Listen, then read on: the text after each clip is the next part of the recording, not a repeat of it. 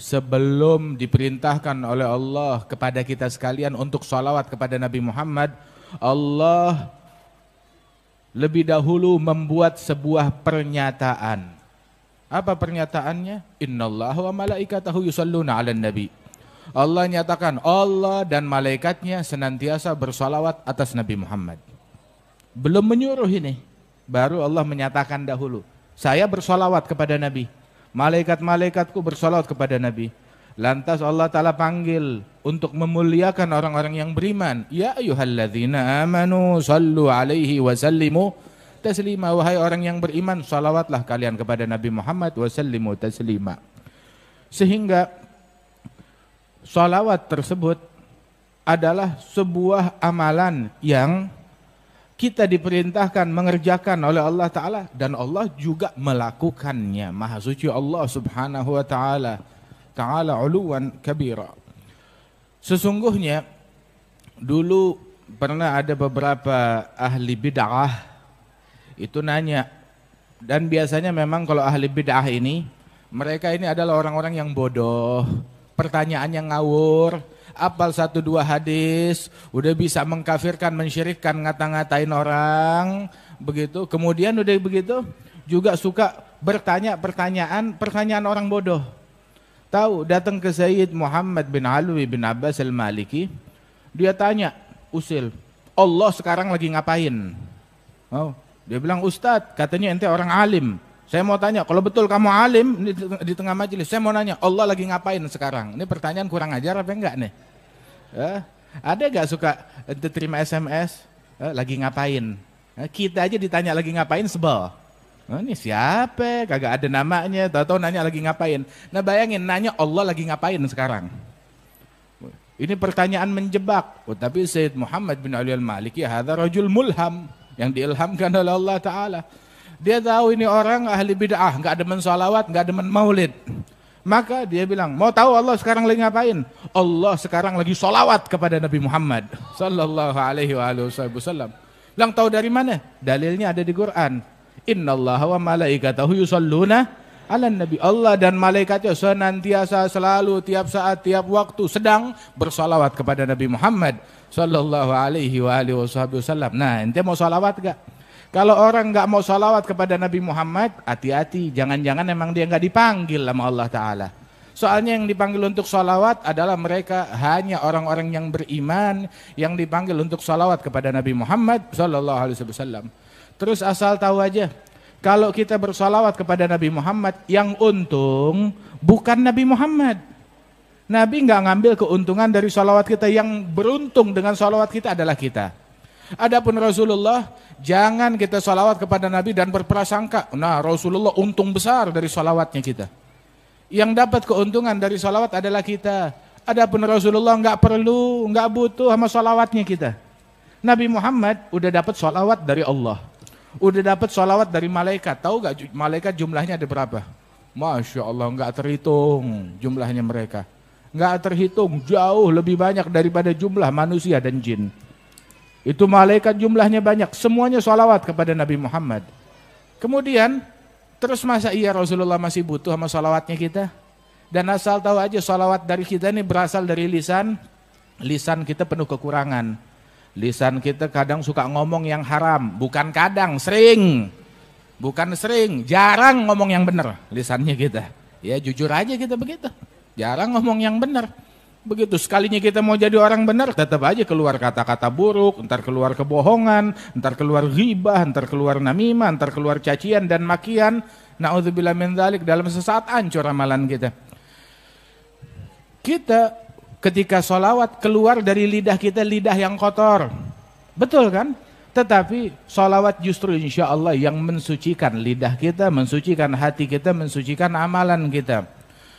Ketika seseorang bersholawat kepada Nabi Muhammad, imbalannya apa? Man shalla alayya salatan wahidatan sallallahu alaihi biha asyara. Yang sholawat kepadaku 1 kali, Allah akan membalas dengan bersalawat kepada hamba tersebut 10 kali. Kita salawat kepada Nabi sekali. Salawat kita, salawat dari orang yang lalai, yang mulutnya kotor, dibalas dengan salawat dari Allah 10 kali Allah yang maha suci, yang maha agung, yang maha mulia, yang maha besar subhanahu wa ta'ala. Salawat buat siapa? Buat kita. Begitu. Berapa kali? 10 kali. Sahibul Ratib Al-Imam Abdullah bin Al-Haddad waktu menyebutkan hadis ini, dia bilang asal tahu aja, satu salawat dari Allah untuk hamba itu cukup untuk keperluan hamba tersebut dunia dan akhirat. Satu salawat dari Allah untuk hamba. Bagaimana kalau 10 salawat sebagai imbalan dari satu salawat yang kita berikan kepada Nabi besar Muhammad sallallahu alaihi wasallam. Makanya Nabi suruh kita salawat yang banyak. Bukan Nabi mau ngambil untung, biar kita yang dapat keuntungan dengan salawat kepada Rasulullah sallallahu alaihi wasallam. Sebab dijamin amaluna bainal qabul wa raddiha. Amalan kita antara gobul, diterima atau ditolak. Semua amalan. Allah hanya menerima la yaqbal illa thayyiban, hanya menerima yang bagus. Amalan kita ini antara diterima dan ditolak. Ada yang diterima, ada yang ditolak. Begitu. Karena Imam Syekh Umar Mahdhar, Ibn Imam Abdurrahman As-Saggaf, beliau sampai bilang, "Ini wali besar, tapi walaupun dia wali besar tidak ghurur.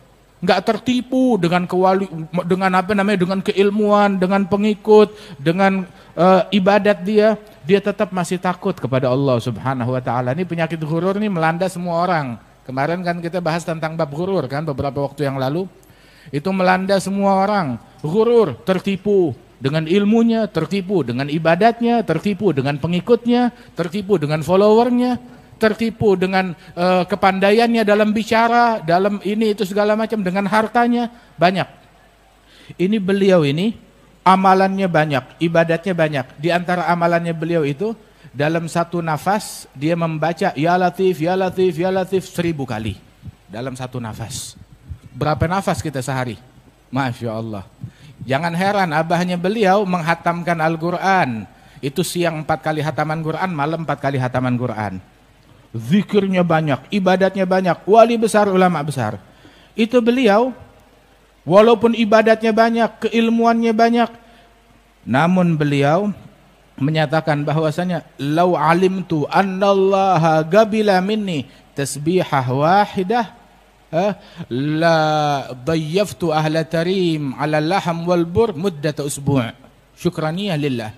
Seandainya saya mengetahui kalau Allah menerima amalan saya berupa 1 kali ucapan subhanallah diterima oleh Allah, saya bakal bikin syukuran. Syukurannya apa? Saya undang penduduk kota Tarim, saya jamu bukan sekali makan. 1 minggu saya jamu mereka. Pagi, sore, siang, malam saya jamu mereka dengan gandum dan daging selama 1 minggu. Sebagai syukuran karena Allah menerima ucapan subhanallah. Begitu. Amalan kita antara gobul dan ditolak. Walaupun orang udah amalannya bagus tapi selalu takut amalannya enggak diterima oleh Allah Subhanahu wa taala. Kan Sayyidina Ali bin Abi Thalib bilang, "Kunu bi qabulil amal aham ilaikum minal amal." Jadilah kalian fokus memprioritaskan gobulnya amalan itu lebih penting daripada amalan itu sendiri. Sebab la yagillu ma'al qabulil amal.